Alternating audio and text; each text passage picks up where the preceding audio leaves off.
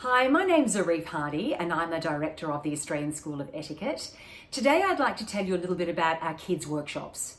So our kids' workshops are for 7 to 11-year-olds. 5 of the main topics that we cover in the kids' workshop are 1, first impressions, our greetings, how people perceive us when they meet us for the first time and how we make that lovely introduction. We work on our positive posture and body language, which is very important now with the use of screens. We go into grooming and hygiene so they really understand how to present themselves in a clean, tidy and well-presented manner.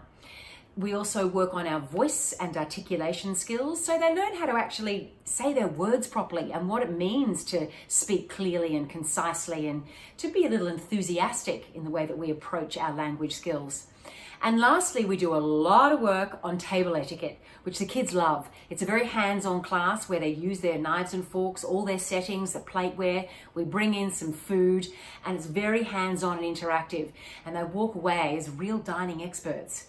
If you have any questions about our kids etiquette program, please don't hesitate to send us an email at inquiries@asoe.com.au or please leave a comment below and we'll get back to you as soon as we can. Thank you.